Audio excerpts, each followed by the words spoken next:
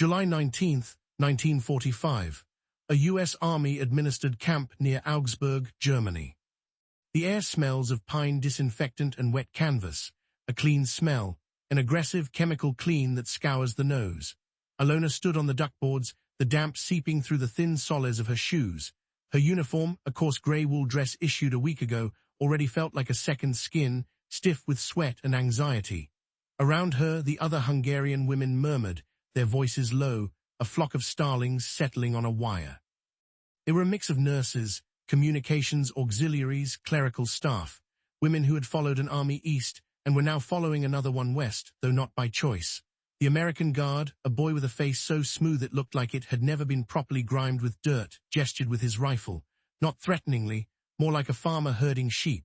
He pointed toward a long wooden barracks, from which a low, rhythmic humming emanated, a sound unlike anything Alona had heard before. It was not the roar of an engine or the whine of a generator. It was a steady, contained thrum, a mechanical heartbeat. Inside, the air was thick with steam and the alien scent of soap powder, a floral, sweetish smell that clung to the back of the throat. And there they were, lined up against the far wall, a row of white metal boxes, tall, square, with round glass eyes in their bellies. The American boy, Sergeant Miller, his name tag read, walked to the first one. He opened a lid on top, then mimed dropping clothes inside. He pointed to a small box of blue and white powder, then to a knob on the machine's face. He turned it, the machine shuddered, then began to churn. Water sloshed behind the glass eye. The humming grew louder. He grinned, a flash of white teeth, and made a circular motion with his hand as if to say, see, simple, simple. The word did not compute. Alona looked at the machine, then at her own hands. The knuckles were still red and raw from the last time she'd done laundry, weeks ago, in a half-frozen stream with a bar of lye soap that stripped the skin from her fingers. She remembered the ache in her back, the burn in her shoulders from wringing out heavy blankets. That was laundry, a day of raw, exhaustive female work. This white box was something else entirely, an enigma. Margit, an older woman who had been a head nurse, stepped forward cautiously. She peered at the churning water behind the glass. Her brow was furrowed, her lips a thin line of profound suspicion. She looked at the American guard, then at the machine, then back again. Her expression was one a person might wear when encountering evidence of a baffling and possibly dangerous form of witchcraft. A solution to a problem she knew intimately, delivered in a language she could not comprehend. The open loop was not a question of what the machine did. That much was obvious. The unasked question hanging in the steamy air was what it asterisk meant. The small, specific shock of the washing machine was a portal. Through it, the women fell into a new reality, one governed by an invisible and overwhelming logic. They were prisoners of war, captured remnants of a defeated Axis-allied nation. Their expectations were rooted in the stories they knew. Camps meant barbed wire, thin soup, hard labor, and the constant, gnawing threat of violence or disease. And this camp had those things. The wire was real, the towers were manned. But the system it belonged to operated on a different frequency. The camp was not a punishment detail, it was a problem of human logistics. There were over 300 Hungarian women in this section alone, thousands of other prisoners elsewhere. Their previous existence, their skills, their histories, their names, had been rendered into a single, manageable variable, POWs. And a POW, in the American administrative mind, was a unit to be processed, fed, deloused, and contained with maximum efficiency and minimum loss. The stakes were no longer about winning a battle or holding a line. For Alona, for Margit, for all of them, the stakes had been reduced to the most elemental level, survival, but the American system had already calculated the odds. Survival was a matter of public health policy. A typhus outbreak was inefficient. Malnutrition led to unrest. The camp was an ecosystem built not on cruelty, but on a chillingly rational form of control. This control was expressed through objects. The DDT powder they were dusted with upon arrival, a humiliating but effective guard against lice. The standardized mess kits, the wool blankets stamped with U.S. Army, and now the washing machines. These were not luxuries, they were tools, a mechanized line of defense against the filth that bred disease. The women's lived experience of labor, the intimate, back-breaking knowledge of what it took to keep a human being clean, was being systematically replaced by a button and a dial. They watched the young American guards, men like Sergeant Miller. They saw the way they moved, with a casual confidence that seemed entirely disconnected from their surroundings. They chewed gum. they leaned against posts. They treated their rifles with a familiarity that bordered on boredom. To the Hungarian women, who had seen men shredded by war, this casual demeanor was more alien than the washing machines. It was the posture of a people for whom victory was not a desperate hope, but a foregone industrial conclusion. The women's own system of survival, built on networks of whispered information, shared scraps of food, and mutual support, continued to operate. But it operated within a larger, more powerful system that baffled them. They were cogs in a machine they couldn't see, a machine that expressed its power not through overt brutality, but through a strange, impersonal, and overwhelming abundance. The core of their disorientation could be mapped by a series of stark contrasts, a ledger of two worlds written in the currency of everyday labor. The primary battle was waged in the laundry room. In Hungary, washing was a ritual of subtraction. You took away a full day from the week. You took away the skin on your knuckles. You boiled water over a precious fire, subtracting from the woodpile. The work was done with a washboard, its ridges of familiar terrain against the palms, and a bar of harsh yellow soap that smelled of animal fat and lye. Margit remembered her mother and her grandmother before her, bent over stone basin, their arms deep in freezing water, their breath pluming in the winter air. It was work that entered the body, that settled in the bones. It was a visible measure of a woman's worth. Here in this barracks, washing was a process of addition. You added clothes. You added a scoop of fragrant, blue-flecked powder. You added water that gushed, hot and clean, from a pipe in the wall, an inexhaustible miracle. And then you added time. The machine did its work in 45 minutes. It gave you back the rest of the day. This gift of time was the most unsettling part. It was a void, a stretch of hours with no prescribed, essential labor to fill it. The contrast extended to the materials themselves. The water at home was a resource to be conserved, hauled from a well or a river, each bucket a weight on the shoulders. Here it flowed endlessly. The women would sometimes just turn on a tap and watch it, a mix of wonder and a deep, ingrained guilt at the waist. The very fabric of their clothes told the story. Their old uniforms and personal items were mended, patched, worn thin until the threads gave way. A single sock was a project of meticulous repair. By contrast, the American-issue clothing was sturdy, uniform, and they suspected disposable. When a shirt was torn, it was simply replaced. A small, concrete action that invalidated hours of painstaking, traditional female craft. A young woman named Ava, a former radio operator with a sharp, cynical mind, saw it all clearly. She would watch the other women marveling at the machines and mutter, "They are making us useless. First they take our country, then they take our work." The process stripped them not of their possessions, but of their competencies. The skills that had ensured their families' survival for generations were, in this new context, obsolete. The rhythmic thud of a paddle against wet linen was replaced by the monotonous hum of a motor.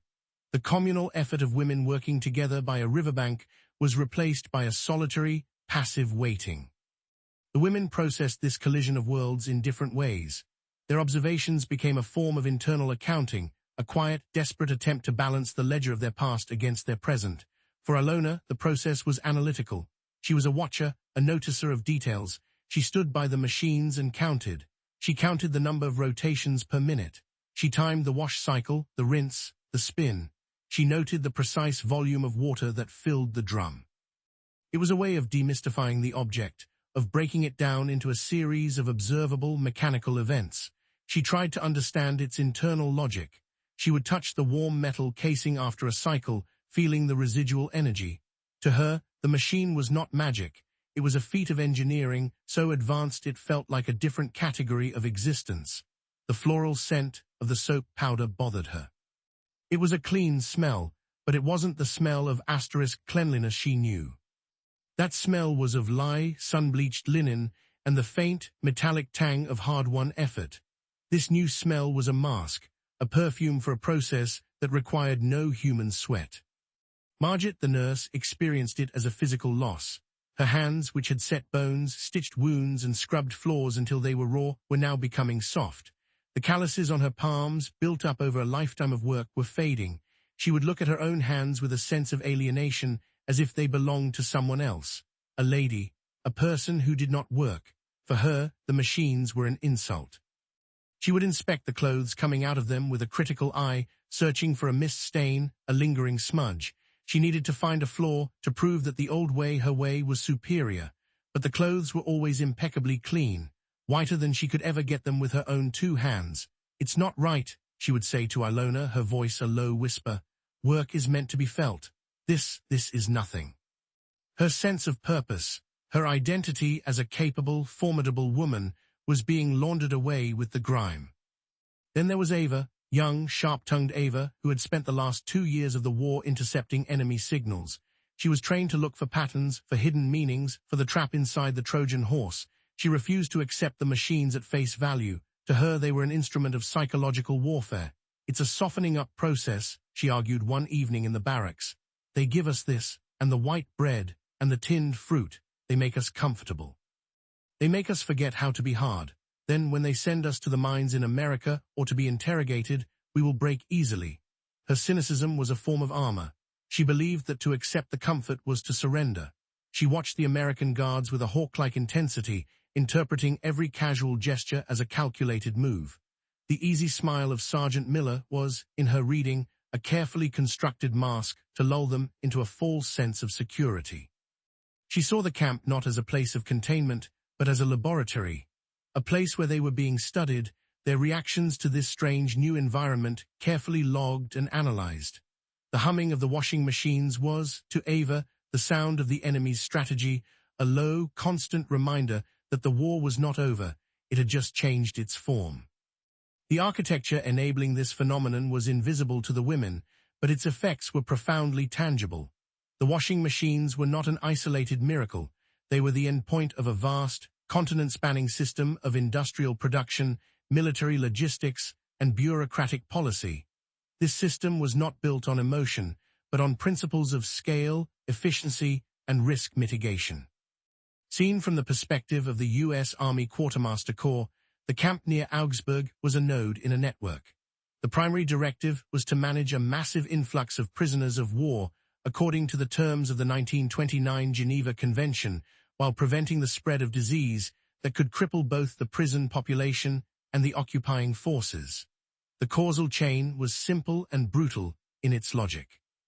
A single case of typhus, spread by lice, could escalate into an epidemic within days. An epidemic would consume medical supplies, require manpower to contain, and create a public health crisis. The most cost-effective solution was not treatment, but prevention. This led to a doctrine of enforced hygiene. The first step was delousing, the dusting with DDT powder that the women had found so dehumanizing. The second was regular, mandatory cleaning of all clothing and bedding. For a population of thousands, doing this by hand was unthinkable. It would require immense amounts of labor, water, and fuel, and the results would be inconsistent.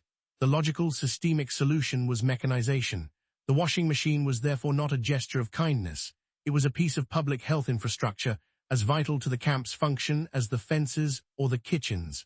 The schematic metaphor for the camp was not a prison, but a factory for processing human beings. The women were raw materials. They were fed inputs, standardized food, shelter, medical care, and subjected to processes, delousing, cleaning, registration, to produce a predictable output, a docile, healthy, and accounted-for population. Ilona began to perceive the edges of this system. She saw the crates stacked behind the supply depot, stenciled with codes and numbers that spoke of a world of factories and supply chains far beyond her comprehension. She saw a clerk, a young American woman in a crisp uniform, typing a report with blinding speed, her fingers flying over the keys. The report, Ilona guessed, contained numbers, their numbers, how many prisoners, how many calories consumed, how many bars of soap distributed. They had been transformed from individuals into data. This realization was both terrifying and, in a strange way, clarifying. The shocking abundance of the camp was not personal. It was the byproduct of a system so powerful and so indifferent that it could afford to waste nothing, not even the lives of its enemies. The system's goal was not to make them happy or comfortable. Its goal was to make them manageable. The humming of the machines was the sound of a bureaucracy efficiently executing its protocols. The theme of bewildering abundance, first introduced in the laundry, echoed with even greater force in the mess hall. Here, a new set of contrasts restaged the core conflict between a world of scarcity and a world of surplus. The setting was another long wooden barracks, smelling of boiled cabbage and disinfectant. The women lined up with their metal trays, a ritual that was itself alien. Food at home was a communal affair, served from a single pot in the center of a table. This assembly line approach was impersonal, efficient, and deeply strange. The first contrast was the bread. At home, for the last year of the war, bread had been a dark, dense substance, often cut with sawdust or potato peelings to make the flour stretch. It was precious. Every crumb was saved. Here they were given slices of bread that were astonishingly white, soft, and uniform. There were mountains of it. The women, in the first few days, would hoard their slices, wrapping them in napkins and hiding them in their pockets, acting on an instinct carved into them by years of hunger. They could not yet trust that there would be more at the next meal. Then came the canned goods, peaches in thick, sweet syrup, corn, processed meat that came in a rectangular tin, a pink, gelatinous block the Americans called Spam. To the women whose palates were tuned to the tastes of root vegetables, cured meats, and rye, these flavors were a shock. The sweetness was overwhelming, almost cloying. The textures were soft, lacking the hearty resistance of the food they were used to. It was food, and it was plentiful, but it felt disconnected from the earth. It was factory food. Margit, with her nurse's training, mentally calculated the caloric content. She estimated they were receiving well over 2,000 calories a day, a figure that was, according to the Geneva Convention, the prescribed amount for non-working prisoners. This was not an act of generosity, it was another protocol being followed. The sheer quantity of it all was a form of power. It spoke of a country that could wage a global war and still produce such a staggering surplus of food that it could be given to its captives. The waste was also a shock. The American guards would often leave half-eaten meals on their plates. To the women, who had learned to clean their plates out of both necessity and respect for the food, this was a profound moral failing. It was an act of carelessness, so profound it bordered on sacrilege. The mess hall, like the laundry, became a classroom in a new ideology. It taught a lesson not just about food, but about the culture that produced it. A culture of mass production, of disposability, of a power so immense that it no longer had to count the cost of small things. This constant exposure to American efficiency and abundance began to create a deep ideological friction. The women's entire value system was predicated on assumptions that events in the camp directly violated. Their culture prized resilience, frugality, and the ability to endure hardship.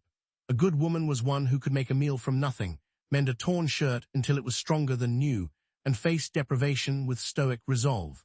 These virtues were the bedrock of their identity. But in the camp, these skills were rendered worthless. There was no need to be frugal when food was abundant. There was no need to be a master of mending when clothes were replaceable. There was no need for physical endurance when a machine did the hardest work. This created a vacuum of purpose that was deeply unsettling. Who were they, if not their ability to work and to endure? The very concept of competence was being inverted. One afternoon, Alona watched a young American WAC officer expertly dismantle, clean, and reassemble a malfunctioning typewriter. She worked with a quiet, focused confidence, her hands moving with a learned precision among the tiny springs and levers. It was a display of technical mastery that left Ilona feeling a profound sense of inadequacy. Her own skills, how to milk a cow, how to preserve vegetables for winter, how to find wild herbs, were in this context primitive. The American woman's competence was modern, mechanical, and it seemed far more powerful. This constant, implicit critique of their way of life led to quiet, searching questions in the barracks at night. Was their suffering meaningless? Was the hardship they had endured not a sign of their strength, but merely a symptom of their nation's backwardness? American system didn't need to preach its superiority. The evidence was all around them, in the humming machines and the overflowing trays. It was a gentle, almost silent assault on their sense of self-worth. Ava saw this as the core of the enemy's strategy. They are not trying to break our bodies, she insisted. They are trying to break our belief in ourselves. They want us to believe that our way of life was a mistake. For many of the women, the sheer ease of life in the camp felt shameful. It felt like a betrayal of their families who were suffering back home under Soviet occupation. The material comfort was not a relief, but a source of deep, abiding guilt. To the women, the camp was a space of bewildering sensations and social inversions, but beneath the surface, it was a system running on paper, protocols, and international law. Through their limited vantage point, they began to piece together the evidence that governed their new reality. A few of the women who spoke some German or English were assigned simple clerical tasks. One of them, a former university student named Livia, was tasked with sorting supply manifests in the quartermaster's office. She saw the numbers, crate after crate of sea rations, uniforms, medical supplies, and yes, boxes of soap powder, each with a stock number and a point of origin in a place called Ohio or Michigan. The sheer volume on the pages was abstract and overwhelming. She saw logs detailing the distribution of these goods, her own barracks listed as a line item, receiving its daily quota of bread, its weekly quota of soap.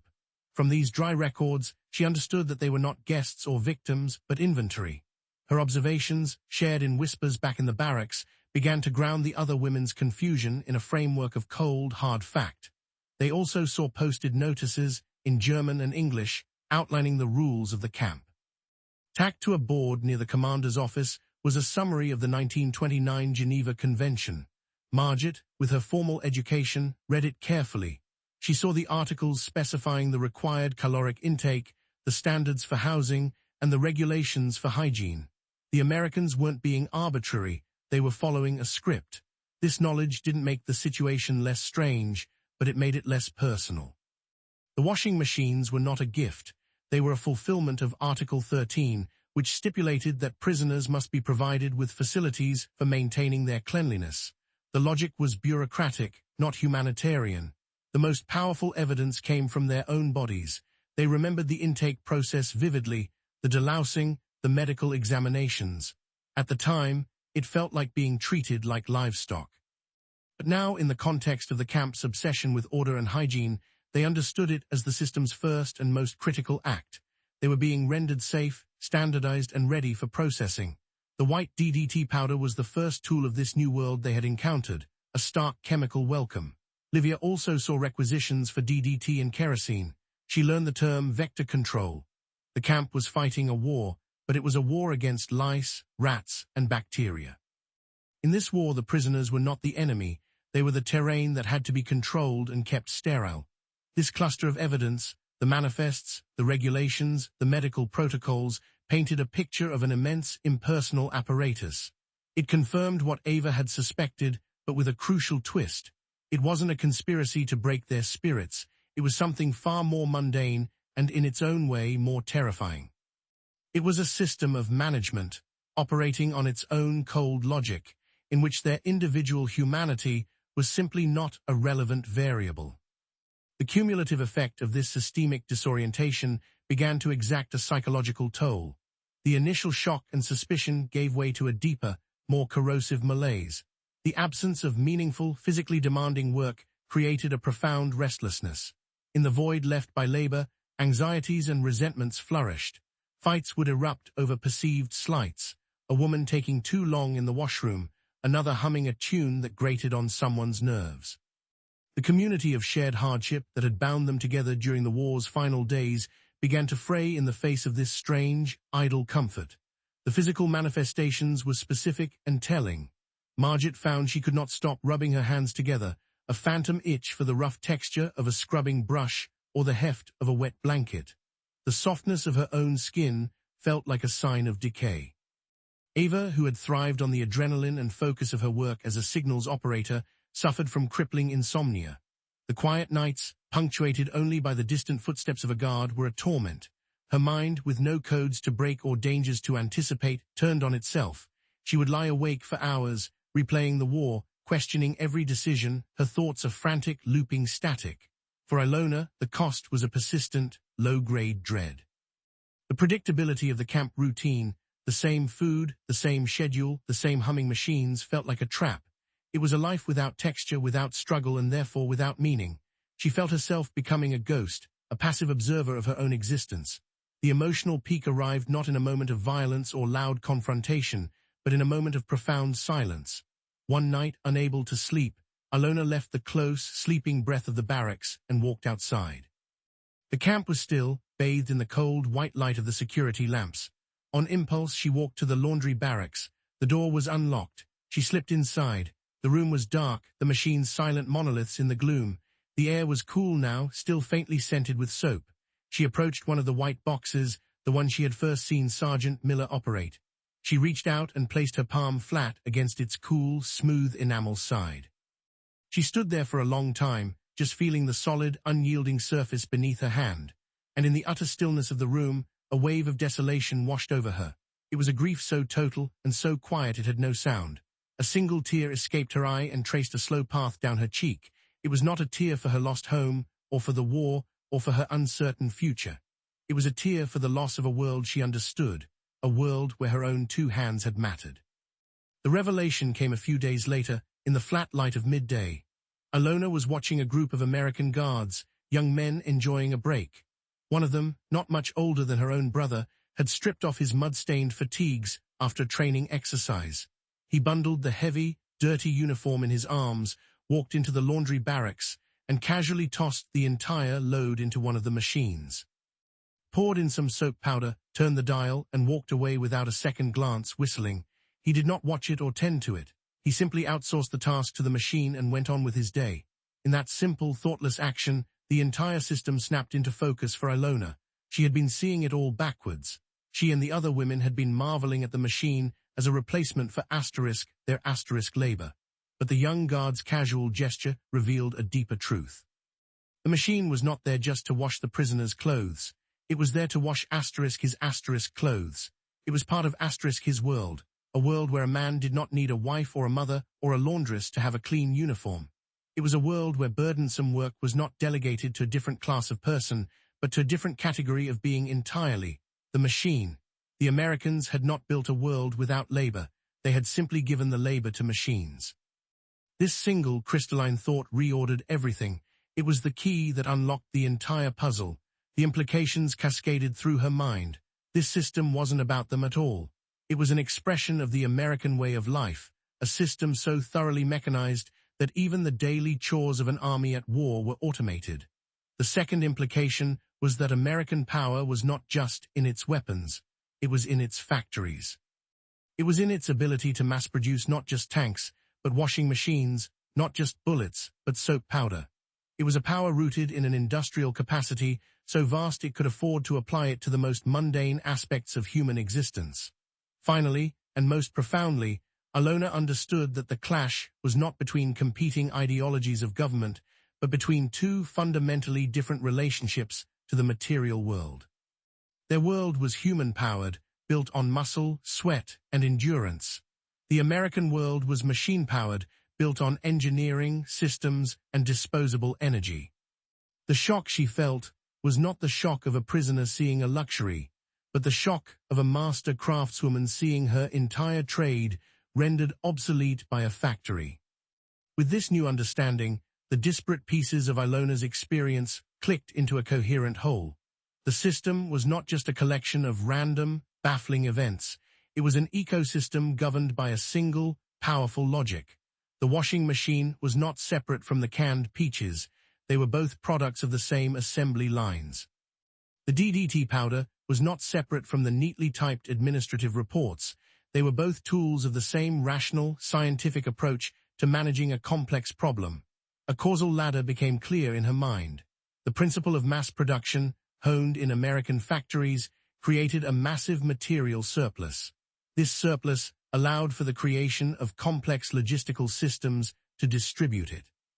These systems, when applied to the problem of managing a war and its aftermath, produced an environment like this camp, an environment where even captives were provided for, not out of kindness, but because the system's efficiency made it easier to do so than not to. The machine did not just clean their clothes, it was an agent of cultural transformation. It subtly taught a new set of values. It taught that efficiency was superior to endurance. It taught that a saved hour was more valuable than a well-scrubbed floor. It taught that a problem like dirt should be solved not with human effort, but with a technological solution. This new value system did not argue, it simply demonstrated, and its demonstrations were irrefutable. The clothes were cleaner, the food was more plentiful, the barracks were, despite everything, healthier than the villages they had left behind. The durable takeaway, as it settled in Ilona's mind, was that technology is never neutral. Every tool, from a needle to a washing machine, carries within it the encoded assumptions of the culture that created it. They had not been captured by an army of men. They had been captured by a culture of systems, a civilization that had outsourced its burdens to steel and electricity. Their struggle was not just to survive their captivity, but to survive this collision with a future that had arrived, unasked for, in a white enamel box. The memory that would remain, long after the smells of pine disinfectant and sweet soap powder faded, was the feeling of her hand on the cool, silent machine in the dark. The smooth, unyielding surface of the enamel, a frontier. On one side, a world of muscle and bone, of seasons and scarcity. On the other, a world of circuits and gears, of humming and abundance. That machine was the quiet ambassador of a new kind of power, one that reordered the world not through force of arms alone, but through the irresistible logic of its own efficiency. That collision of worlds did not end in 1945. It continues today in the objects that fill our own homes. Each one carries a hidden history of the systems that produced it and the human worlds it displaced. What everyday machine in your life, if seen for the first time by someone like Alona or Margit, would be the most shocking, the most difficult to explain? What assumptions about your own world does it quietly encode? Share your thoughts in the comments below. For the women in the camp, the future was a terrifying blank. Their old world was gone, and the new one was still a humming, incomprehensible enigma. The machines had given them the bewildering gift of time, but what they would, or could, build with it was a question that remained unanswered. To explore more stories where simple objects reveal the complex machinery of history, subscribe for what's next. We'll be uncovering how the humble shipping container redrew the map of the global economy.